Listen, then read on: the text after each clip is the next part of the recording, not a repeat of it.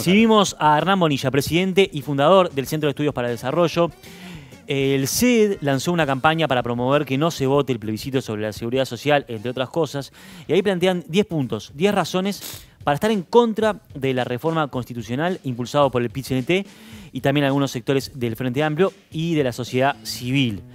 De estos y otros temas vamos a hablar con el presidente, con Hernán Bonilla. Hernán, bienvenido, ¿cómo te va? ¿Qué tal, Bernardo? Y todos, muchas gracias por la invitación. Gracias por venir hasta acá, por hacerte un tiempito.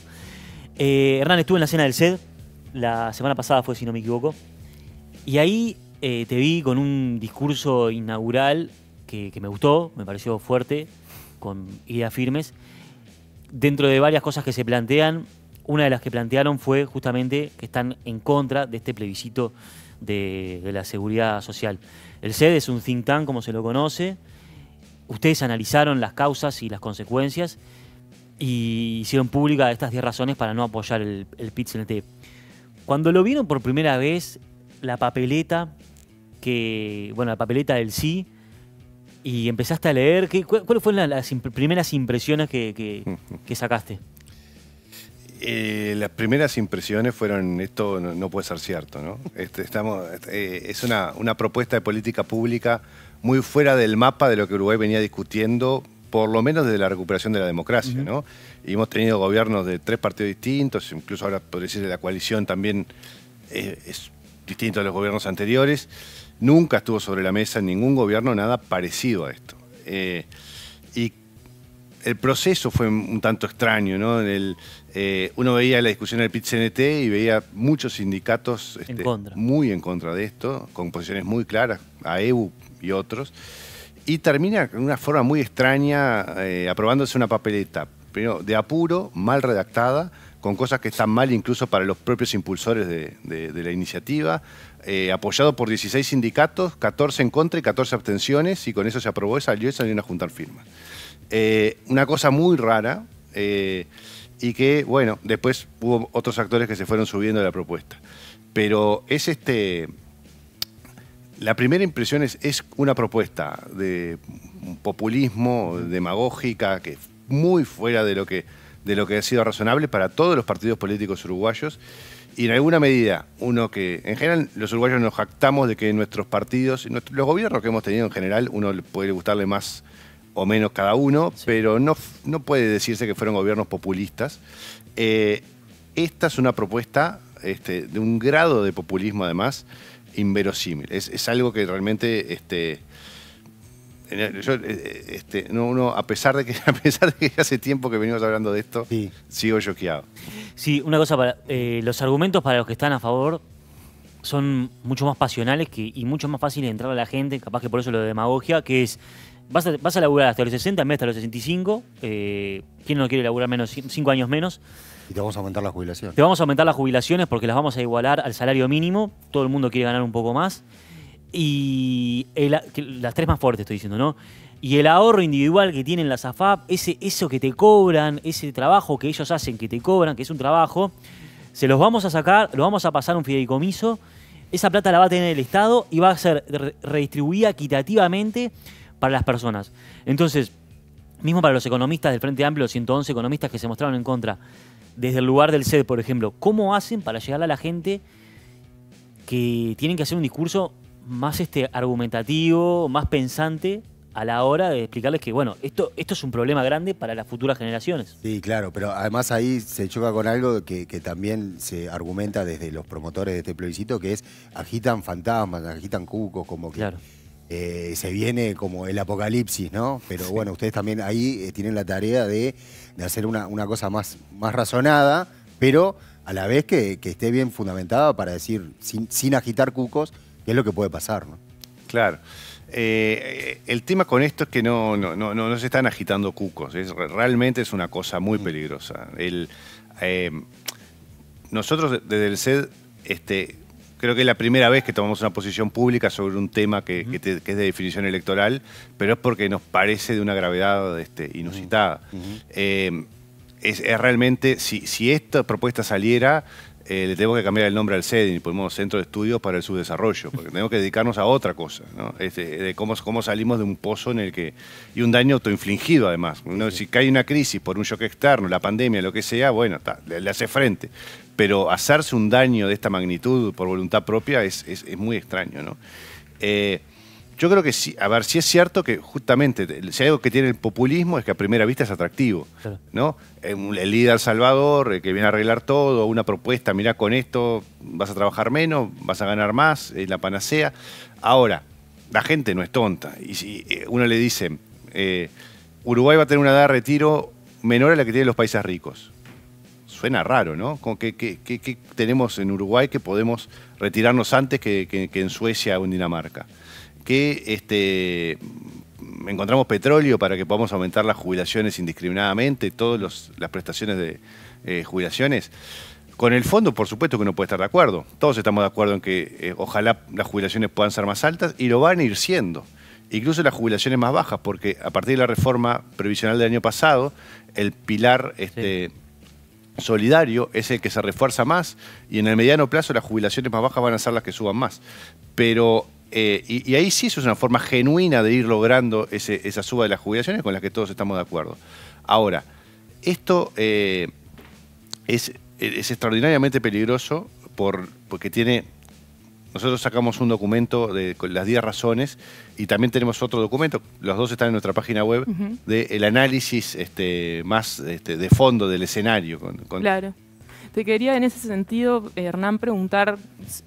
porque hay veces que queda en la discusión en cucos, no cucos, y cuáles podrían ser los efectos a corto, mediano y largo plazo, lo más sintéticamente para que le llegue. Sé que ustedes tienen un largo trabajo. Claro, porque algunos que están a favor del sí dicen, bueno, en 20 años vemos, en 50 años vemos. Uruguay emite deuda.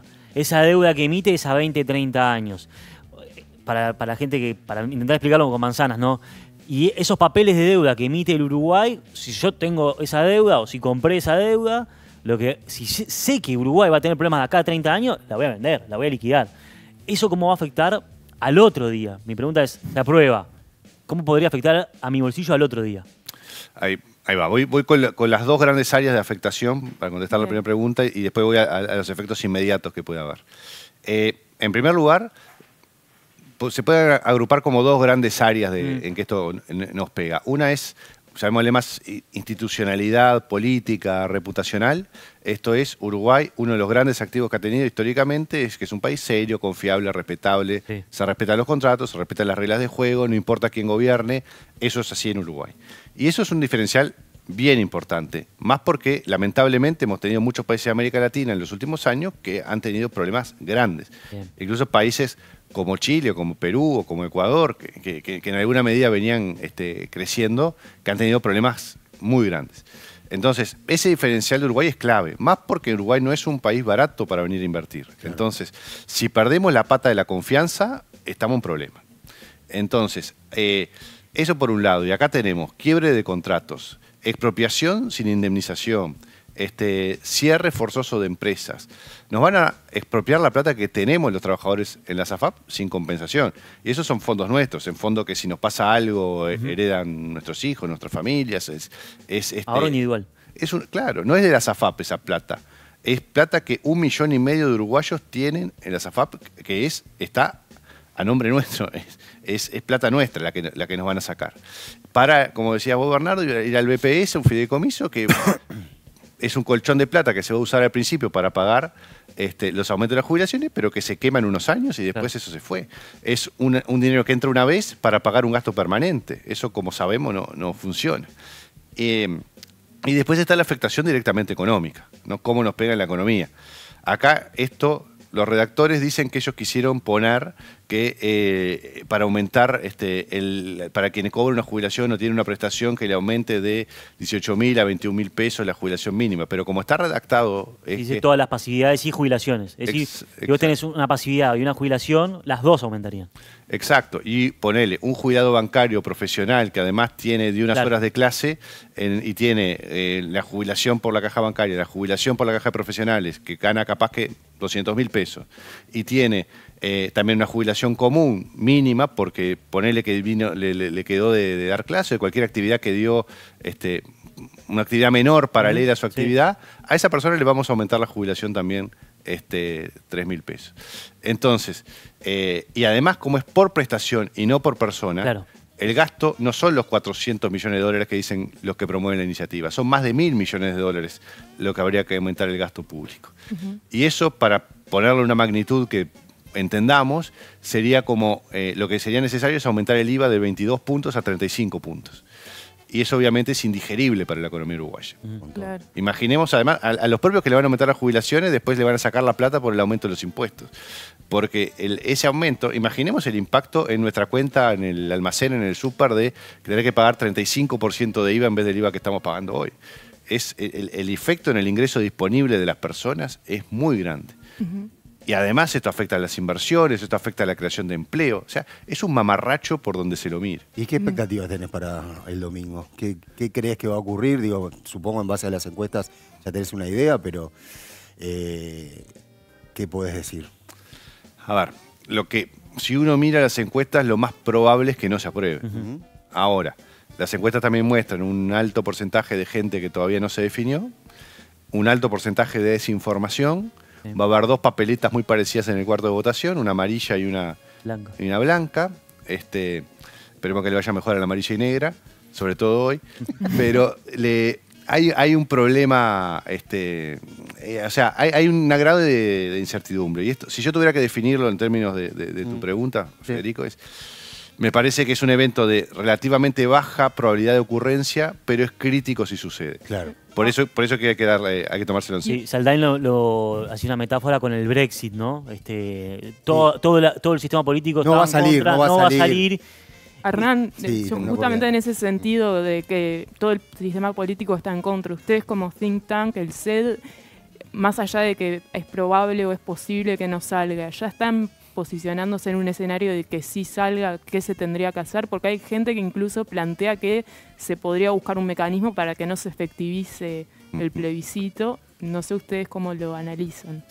Ahí lo primero que yo creo es que si esta reforma gana, hay que cumplir con la Constitución. No me parece que sea posible, razonable decir, la gente votó esto y está en la Constitución. Sí, no, o sea, es complicado irse contra la soberanía, digamos, ¿no? Exacto, yo creo que esa no es una opción. O sea, eludir con algún engañapichanga, una ley interpretativa, la voluntad popular, No. a mí no me gusta. Bien. Si se aprueba, hay que hacerle frente a esto. Ahora, yo creo que en primer lugar, el aumento de las jubilaciones es inmediato. O sea, ya lo tiene que empezar a pagar este gobierno. Claro. Después hay otras cosas que obviamente es un proceso. Cerrar las AFAPs no se van a cerrar de un día para el otro. Ahí sí requiere probablemente un proceso que lleve más tiempo. Y ahí se abre un escenario muy complejo también incluso, esto es un tema más para abogados que para economistas, pero vas a tener artículos en la Constitución que son contradictorios entre sí.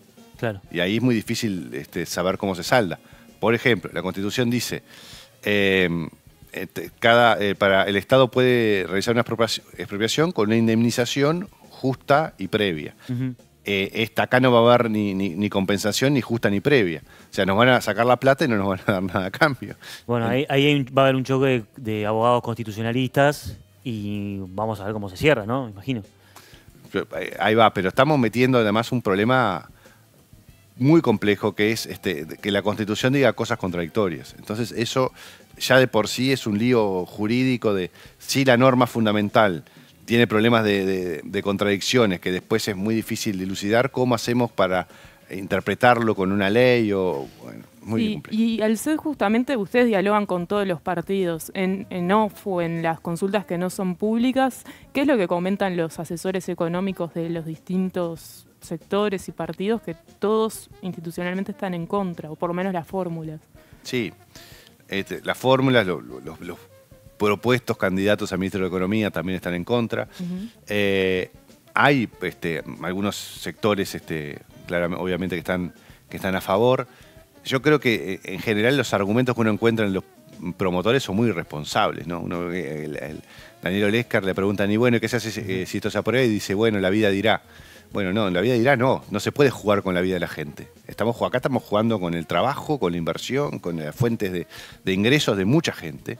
Y por muchas vías las AFAP invierten en infraestructura, en vivienda, en salud, en educación. Los ahorros de las AFAP van a inversión productiva en nuestro país. Esto afectaría directamente miles de puestos de trabajo, indirectamente muchos más. Entonces, yo creo que en los partidos hay conciencia de que esto es un problema grande. Hay alguna contradicción, obviamente, entre sectores de partidos que tienen a favor y en contra. Las fórmulas, los equipos más cercanos a los candidatos tienen claro que esto, van a votar en contra y tienen claro que esto, si se aprueba, es un problema gigantesco. Hernán, hablando un poco de la AFAP y también hablando un poco de el inconformismo, la crítica de los trabajadores que sienten que es una reforma también contestataria, ¿no? No están de acuerdo con la reforma de este gobierno y, bueno, de paso cañazo fueron para atrás hasta 1996.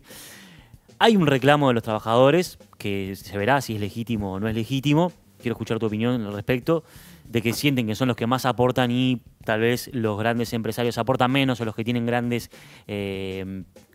mayor cantidad de tierras aportan menos. Eso por un lado. Y lo otro que quería preguntarte es, ¿qué pasa con las AFAP, no? Porque se entiende que para los trabajadores existe un lucro con el dinero que ellos aportan. ¿Cómo lo entendés vos? En cualquier institución, organización, persona seria que se dedica a administrar fondos, cualquier actividad económica en general no tiene ningún problema en que haya lucro. Es más, yo si le voy a dar a administrar mi plata a alguien, prefiero que me cobre y que a él le vaya bien, si a mí me va bien, claro, que si me lo administran horariamente y en su tiempo libre, por decir algo. Entonces, obviamente, el lucro no tiene nada de malo, la sociedad funciona en base al lucro. Es más, es la forma en que, por ejemplo, si a una empresa le va bien, quiere decir que está ofreciendo un bien o un servicio que la sociedad valora, que el precio le parece correcto.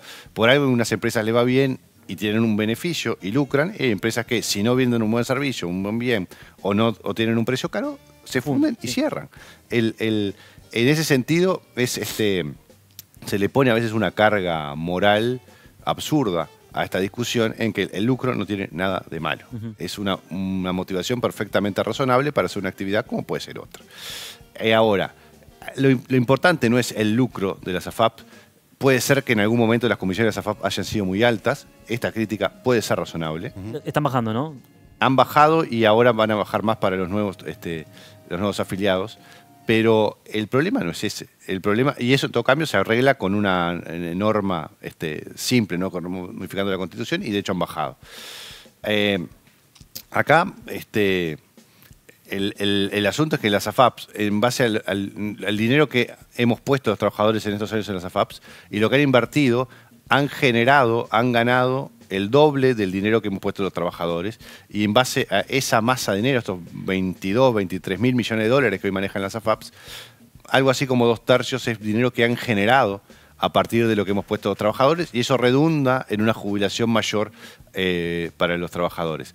O sea, eso es lo que importa. Si a mí me cobran un precio por un servicio que me va a redituar en algo que para mí es positivo, el lucro no tiene nada de malo.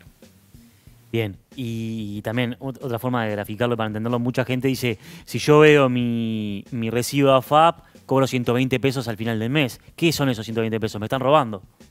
Es cierto que cuando uno ve cuánto cobra por BPS y cuánto cobra por la AFAP, a veces en el recibo de lo que le viene por la AFAP es poco. Ahí hay dos cosas. Uno, todavía no hay nadie que haya aportado 30 años a la AFAP para jubilarse. Todavía no llegó, esa persona no existe todavía. Claro. Porque las AFAP no existen hace 30 años. En 2036 vemos. 2026. Ahí va. Ahí recién vamos a tener una persona que puede haber aportado todos los años. Y después depende cuántos años aportó y cuánto aportó. Obviamente, si hay una persona que aportó pocos años por poco monto, lo que va a cobrar por la AFAP es poco. Pero eso es razonable.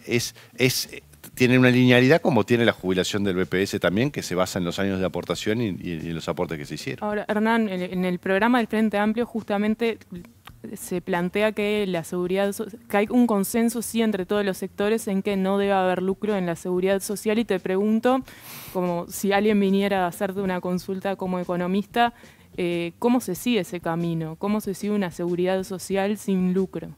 Bueno, ahí si uno fuera a lo que dice la letra del programa del Frente Amplio, también uno pensaría que debería funcionar, ellos creen que el sistema debe funcionar sin AFAPs, porque las AFAPs no funcionan sin lucro, son una empresa privadas. No he visto cómo es la bajada concreta de esa línea de programa. Ayer se armó un debate grande cuando Pacha Sánchez dijo que se van a nacionalizar las AFAPs. Después dijo que era una ironía. Después claro. No sé dónde es lo irónico ahí, ¿no? Pero bueno, no sé cómo que lo sí, teníamos el audio, después lo pasamos. Texto, sí. No le entendí el chiste. Por eso. Sí. Pero hay eso es en principio, esa línea del programa es incompatible con el sistema que tenemos hoy. ¿Cómo es la bajada a tierra? ¿Cuál es la propuesta concreta de qué quieren hacer? No la he visto, no lo he escuchado. En principio parece una mala idea. Incluso el plebiscito no solo va contra las AFAPs. Prohíbe el ahorro individual. Cualquier tipo de ahorro individual. O sea, obviamente uno puede guardar la plata bajo el colchón, pero no... para jubilaciones. Claro. Pero prohíbe, es una cosa tan ridícula, que te prohíbe el ahorro individual con fines jubilatorios. Es una demencia eso. ¿Cómo funciona en otros países? Hay algunos que son, justo Uruguay es un país que se preocupa mucho por su población, en general, no importa qué partido, y obliga a las personas a tener un ahorro individual para que en el futuro, justamente, no voy a decir vulgar, pero no dejarte tirado. Otros países no te dan ningún tipo de jubilación y vos tenés que hacerte de tu ahorro individual. Es cierto eso. Nosotros hicimos desde el CED un trabajo para la Comisión de Expertos de la Seguridad Social, la que elaboró el primer borrador de la reforma, en que el objetivo era ver cuáles eran los mejores, los casos para compararse, cuáles eran los mejores sistemas previsionales en el mundo para mirar, en base a justamente cuáles eran las contribuciones que hacían los trabajadores, pero cuáles eran las prestaciones que tenían las personas. Claro.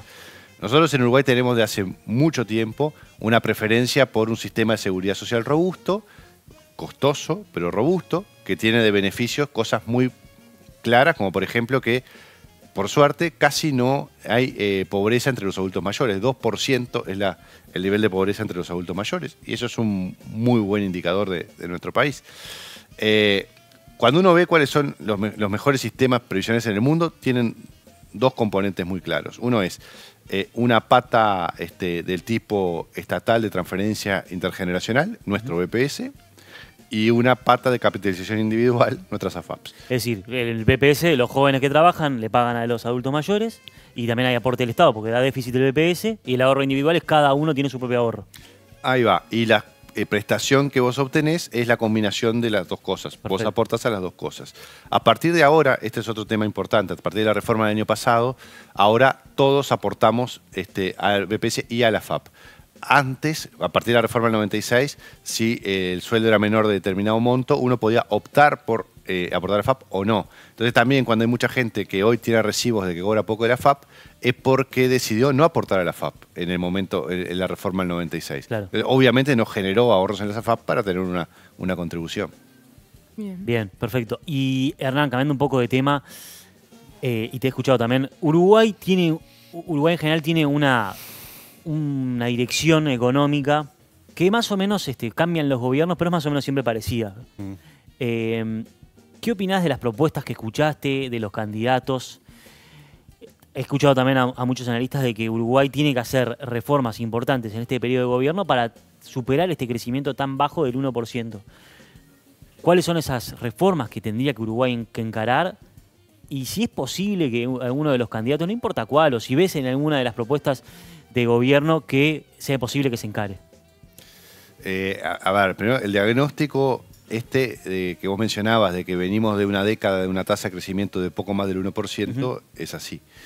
Un poquito más este periodo que el anterior, pero ese es el promedio. Creciendo al 1,2% al año no hacemos patria. Claro. Claramente tenemos que crecer más si queremos mejorar realmente las condiciones de vida de la gente. Esto no es para que quede lindo el dato del PBI, esto es porque al final esto es mejores sueldos, mejores jubilaciones, mejor nivel de vida para la gente. Yo creo que sí, hay una serie de reformas que hay que encarar.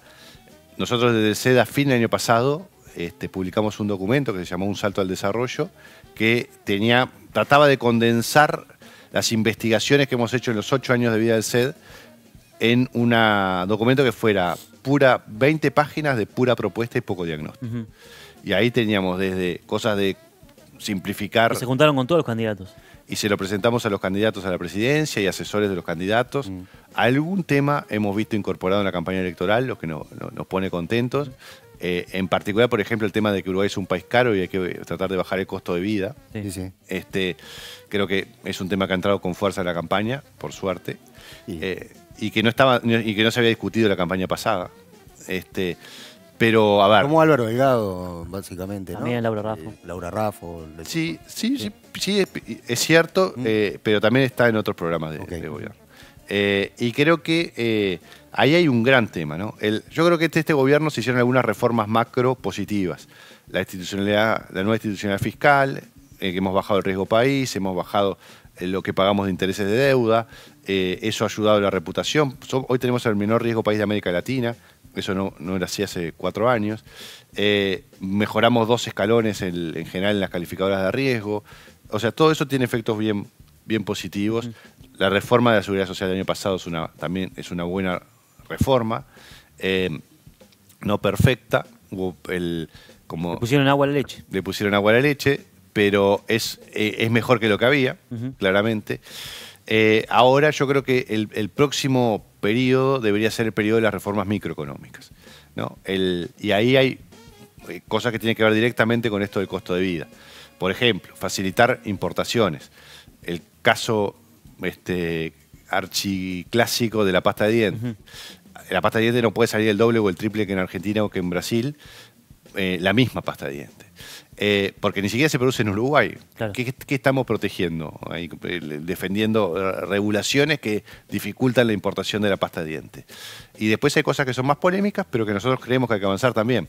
Por ejemplo, liberar toda la cadena de combustibles. Liberar la importación de combustibles, pero también la distribución y la comercialización de combustibles. Nosotros creemos también que hay que avanzar en la liberación de frutas y verduras, de importación. Eso haría que bajaran sensiblemente los precios de las frutas y las verduras, componente importante de la canasta de consumo de los uruguayos. Nosotros creemos que hay que liberar la importación de pollo, la importación de cerdo, que también afecta directamente el costo de estos bienes. Y también creemos que hay que bajar la tasa consular, creemos que hay que bajar los aranceles. O sea, hay muchas cosas que en un contexto en el que nos ha costado avanzar en inserción internacional, porque nos ha costado cerrar Tratado de Libre Comercio, esta es una forma de avanzar con la apertura de la economía y generar una mayor competencia que haría que bajaran los precios, que depende solo de nosotros. Bien. Y ahí justo en el caso, por ejemplo, de los pollos y de las frutas, ahí no te chocas con una parte de la producción grande, o sea, no han encontrado resistencias de granjeros, productores pequeños. Sí. ¿Cómo se podría manejar esa tensión para que no se vea afectada la gente, los productores locales? Hemos conversado con productores de pollo y con granjeros. Yo creo que el asunto acá es cómo se hace la apertura y que en Uruguay nosotros al menos lo planteamos, las cosas no se hacen a prepo, ¿no? Es mejor hacerlo conversando y tratando de ponerse de acuerdo. ¿Cómo te podés poner de acuerdo para hacer una apertura que no le pegue directamente a la producción nacional? Y primero, tiene que ser gradual, tiene que ser dándoles posibilidades de que mejoren su productividad, sus procesos tecnológicos y demás para que puedan competir. Tienen que ser dándoles, por ejemplo, en el caso del pollo, en Uruguay no consumimos la garra del pollo, ¿no? En China sí se consume. Sí. Si se pudiera exportar la garra del pollo, podrían venderlo como algo así como $3.000 la tonelada, algo que hoy se está tirando. Si nosotros lográramos un acuerdo con China, no un TLC, un acuerdo para poder colocar este producto, vos les estás dando mayores ingresos al sector del pollo. Y ahí, si les das este beneficio, decís, bueno, ustedes van a tener a partir de ahora esto, que les va a dar un ingreso adicional, vamos a liberar, por ejemplo, la importación del pollo entero. No la importación del pollo trozado y no las partes del pollo con la que más ganan los productores locales. Yo creo que el hilado de cómo bajás a tierra la propuesta es fino, pero yo creo que se pueden hacer estas reformas que beneficiarían a la población, porque bajarían los precios en conversación con el sector productivo nacional, que obviamente no lo queremos afectar. Queremos que siga y ojalá incluso, a ver, no solo que siga como está, ojalá pueda mejorar y exportar, por ejemplo. Yo creo que hay que tratar de apuntar a las dos cosas. Bien. La última, te dejamos ir, Hernán, que ya son cerca de las 10:05 de la mañana. Nos preguntan, ¿por qué si se cierran las AFAP no se les da el dinero ahorrado de cada persona al momento del cierre? Es una idea preciosa, pero no figura así en la papeleta.